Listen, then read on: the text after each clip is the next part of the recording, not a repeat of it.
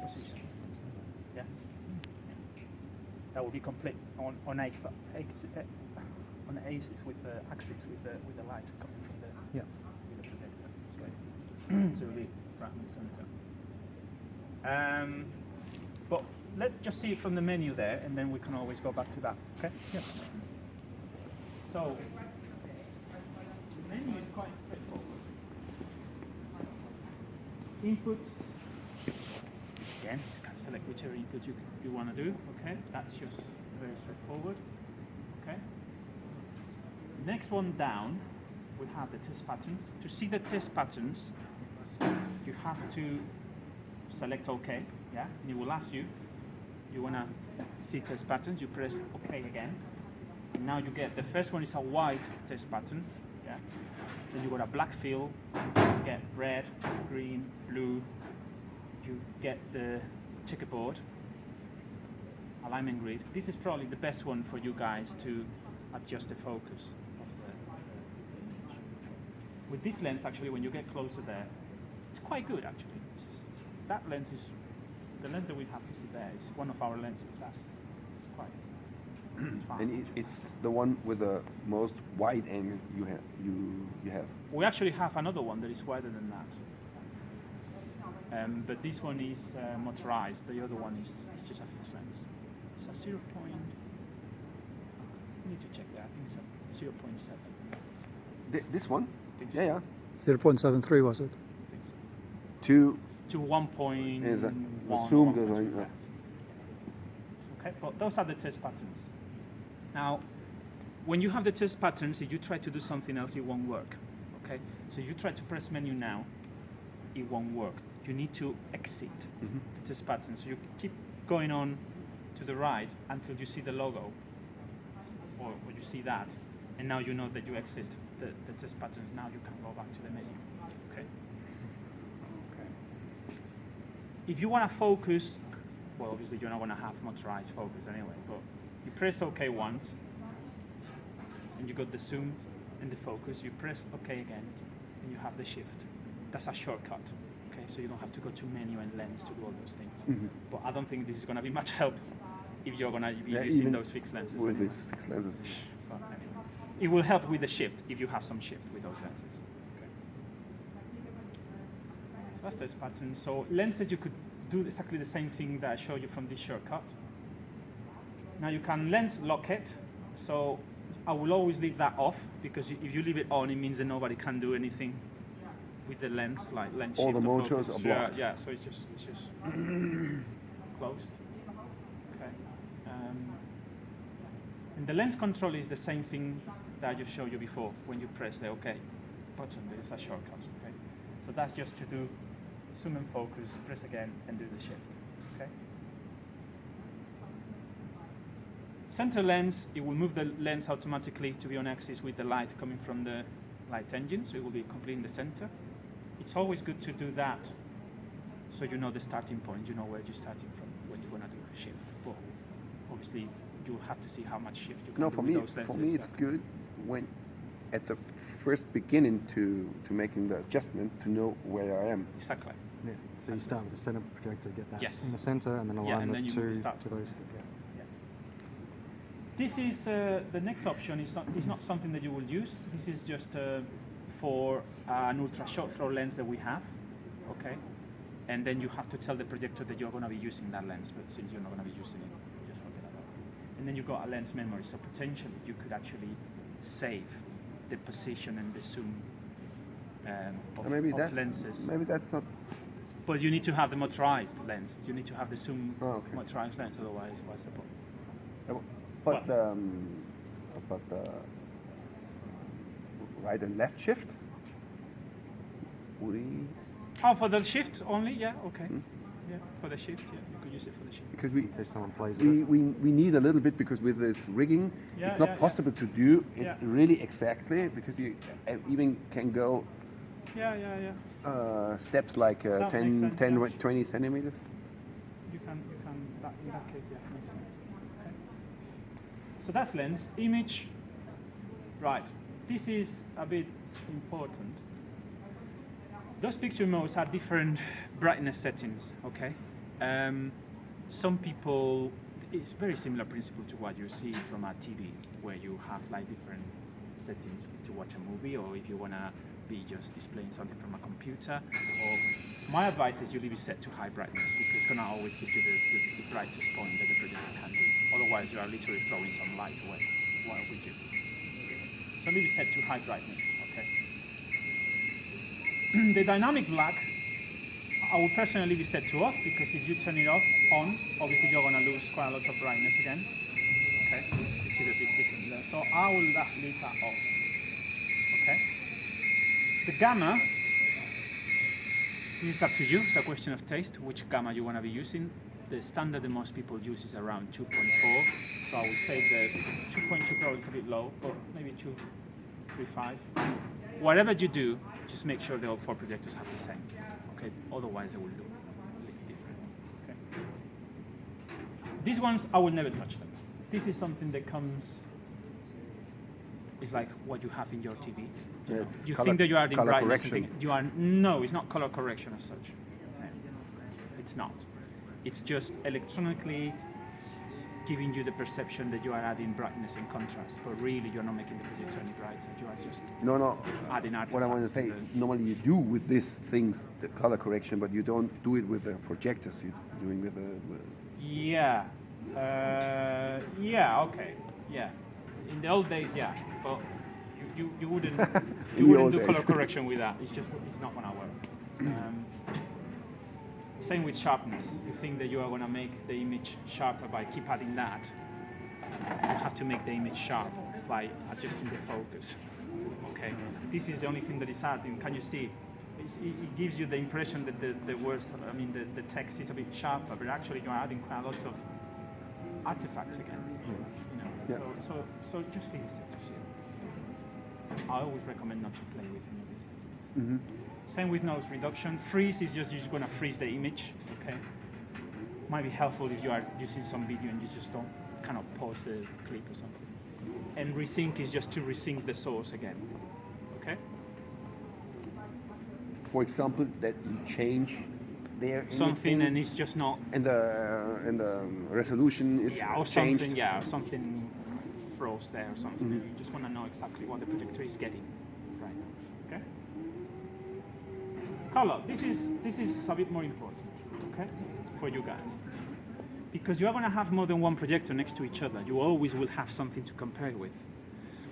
Most of the time, people have one projector in one room, and it doesn't matter whether the colors are a little bit off because they don't have anything else to refer to. So their eyes won't know if they look different or not. Really.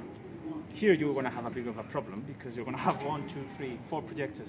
Yeah, and you're going to be quite lucky. The ones on the floor, because you are walking quite close to it, you're going to struggle to see the difference unless that you have very good eyes. So you start getting yourself a little bit farther from the image. But the reference with that projector might be something that people might notice. So definitely you want to match that with as close as possible with anything that you have here.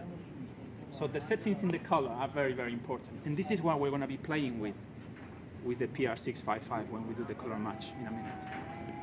So I'm going to just explain very briefly now what the settings are. The color space, you always leave it set to auto, okay? Just forget anything else. You don't have wide UV sources or anything, just leave it set to auto, okay? This is something that it might confuse people, and this is what we're going to be playing with in the next hour, okay? So you have 4 different settings there. One of them is called Color Max. Color Max is what we use internally to make several projectors to display exactly the same colors, okay? So that's going to be the purpose of what we're going to do with that machine. That's really Therefore, matching. You have to have that selected. That's a matching. Yes, that's the matching, yeah? Then when it says manual color matching, yeah, that means that the option underneath is now available. Before it was grayed out. And now you can go there, you can turn the turns pattern on, and you can go to red, and you can do each of those colors manually, okay? But again, this is not something that you want to do because you are only playing with the perception of your eyes. Yeah. And your perception will be different from your perception. Yeah. So Yeah, for some applications might be You, okay. you have to measure it with an instrument to see really matching each one to the other. That's right. But I just want to show you what it does there. Okay. So your recommendation, don't touch it. Well, my recommendation is Normally, don't touch it. My recommendation is if we're going to color match them now, you leave that set to color max.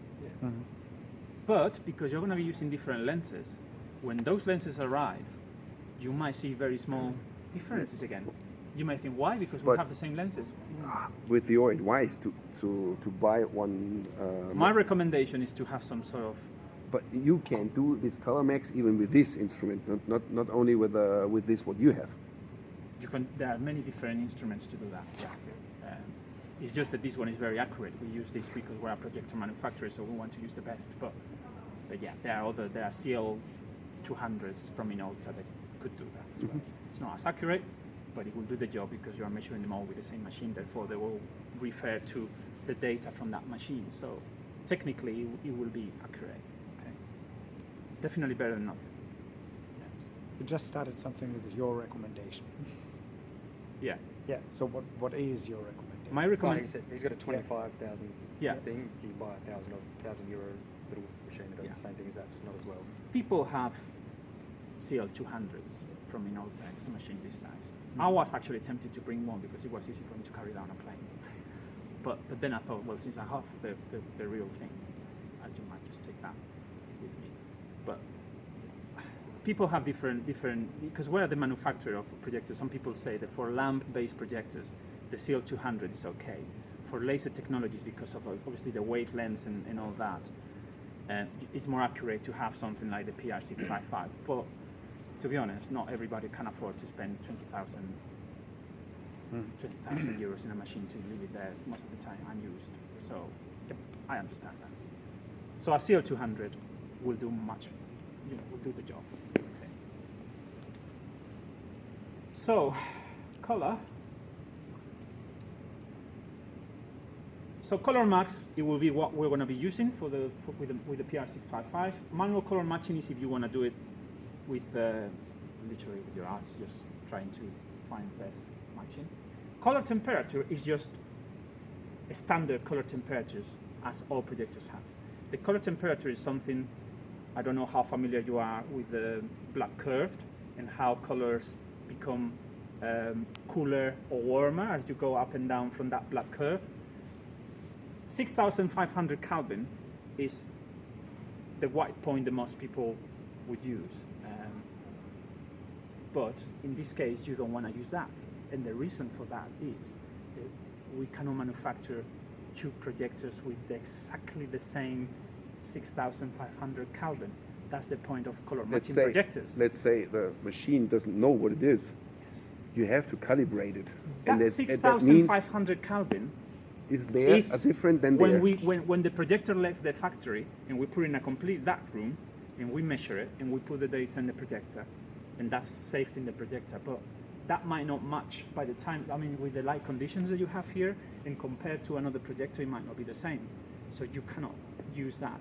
That's something that people can use when they only have one projector in one room. Even this one number means a mixing of thousands of informations. To be honest, you can, when you have the setting complete, the setup of this complete, you can have a little play around and see what happens. Put them all to 6,500 Kelvin, and it will speak by itself what you'll see. Because you're not going to be breaking anything. All that you have to do to go back to whatever we're going to measure now is just go back to your color max, and it'll be fine.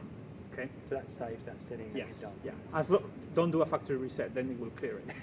But for as long as you don't do a factory reset, you can always go back to color match. Another question: is it possible to store these informations outside of the What projectors? is possible is you can. Unfortunately for this model, you cannot, with that projector controller, you can back up all the information that you have and save it in your computer. Because if you do, for example, if you have to do any reset once, but we want to make one of those things again My advice is going to be that when we do the color match now, where we're going to do it, you are going to do it, guys, because I've done it a million times. You're going to do it. I'll tell you, I'll do one, or I'll show you how to do one, and you'll do the rest. And you have to get a piece of paper and you're going to write the serial number of each projector, and you're going to write the numbers for red, green, blue, and white, X and Y's. And my suggestion is keep that piece of paper with you.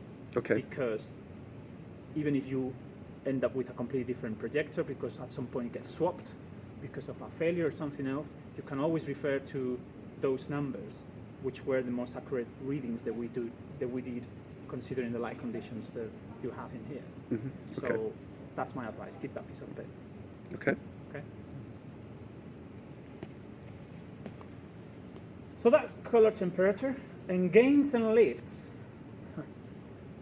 This is what we were talking about earlier, about how single chip projectors, because you didn't have individual chips, and you had to be using the lifts and gains, and that's how it affects the blacks and the whites. Okay, and it takes forever to actually do the right color balance of the projectors, because you have to keep going back to the screen, measure it, and then you go to lifts and gains, and then you go red, green, and blue lift, red, green, and blue gain. The lift, the gain refers to the blacks, the gain was refers heißt to das the auf whites. Deutsch? Also Gain weiß ich ja, das ist Verstärkung. Oh, Lift? Was heißt das auf Deutsch? What? I don't know the word in German. Right, lift. I don't know the word for No, lift. gain is the amplification. Yes. But yes. lift, what does it mean? Well, you are raising or lowering, let's say. Okay. But you have to think about the yeah, color okay. plot in order to understand what you're doing. You have to think about your color gamut and see when you're moving. That's what it's referring in this particular case. It's not something that you need to do here, so don't worry about it. Okay. I just want to make sure that you understand that the settings there, what each of them would do, but the most important one for you is the color max. Okay? That's what you have to do. Don't touch it. Yeah.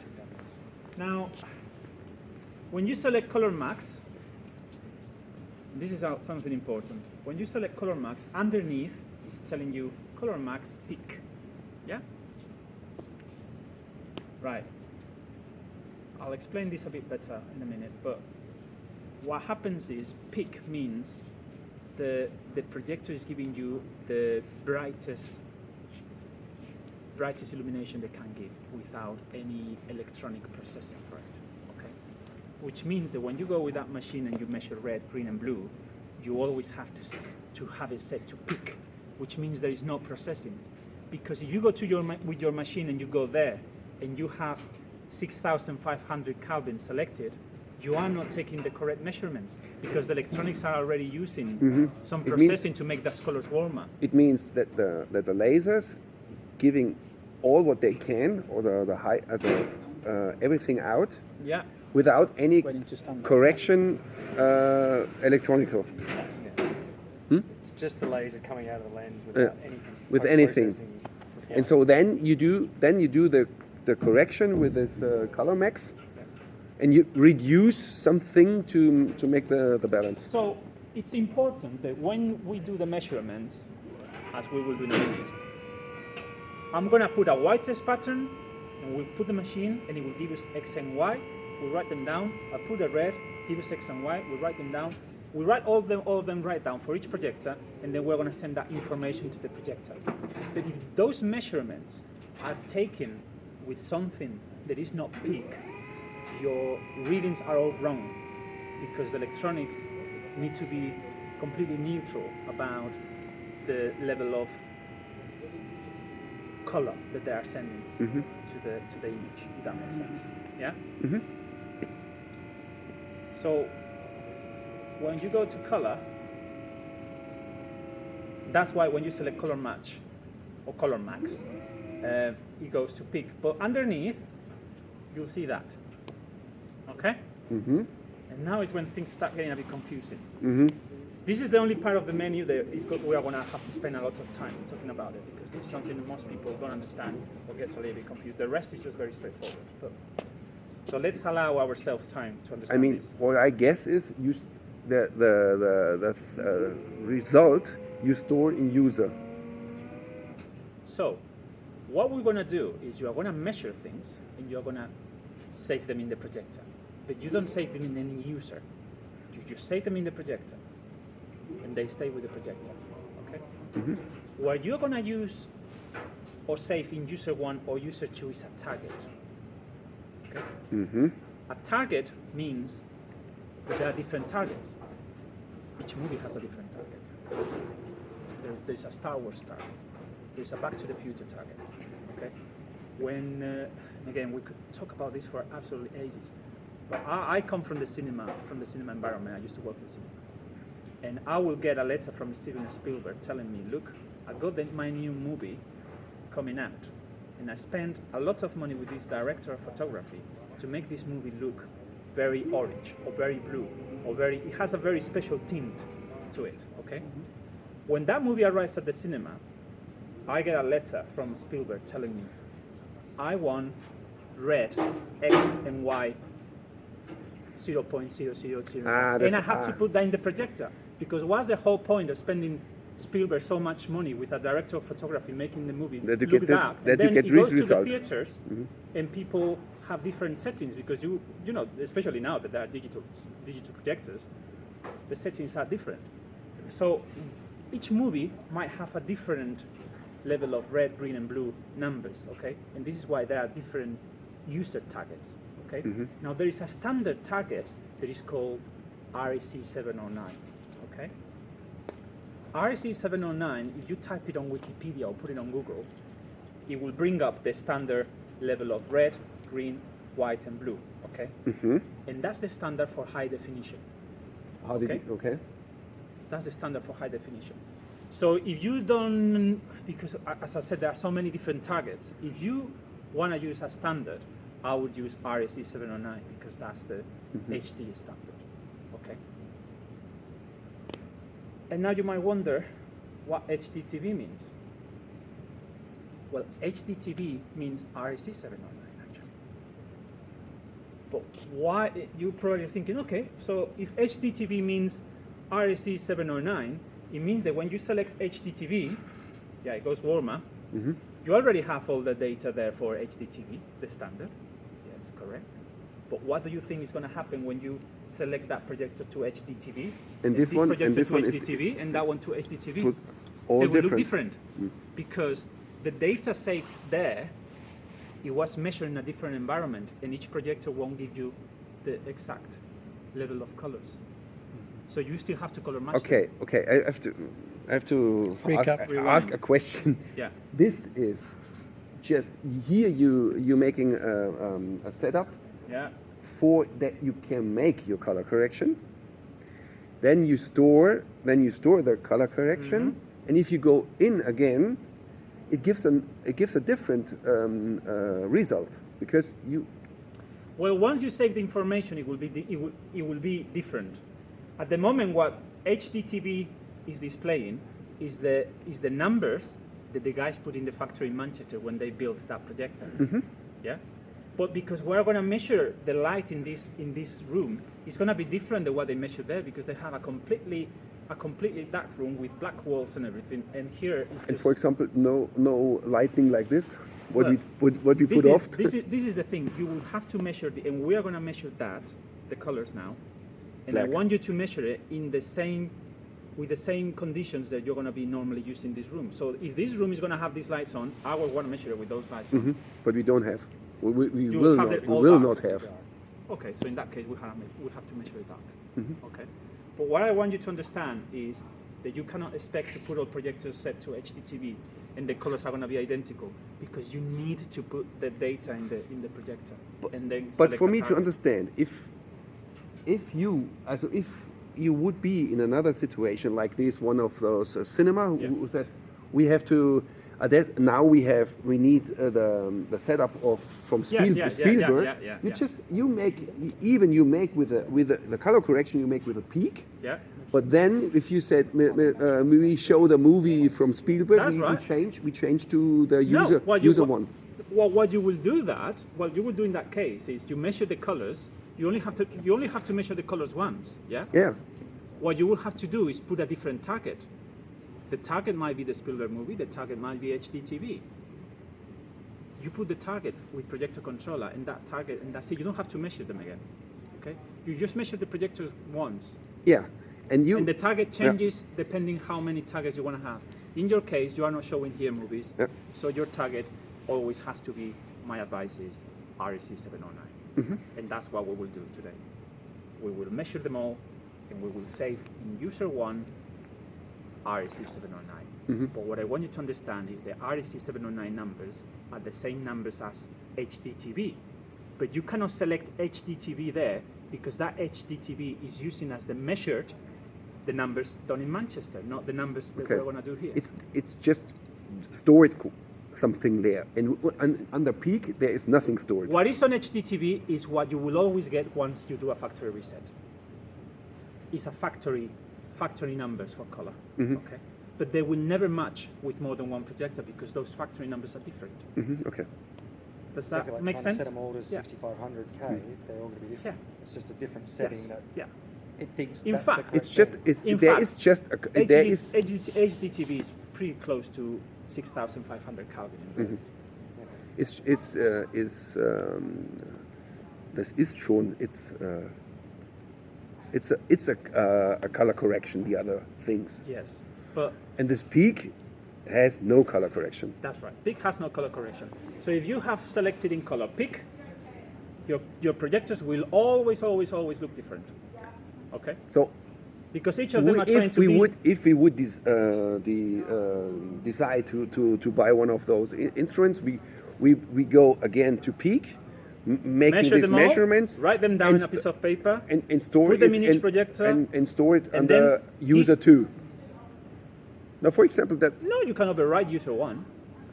for example that we don't want to override. You are not saving anything in user 1 or user 2. User 1 and user 2 are only for the targets, not for the.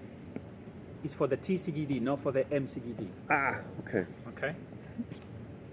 Now I understand think that? I understood it. Okay. Yeah. Okay. Is that okay? Yeah. Okay.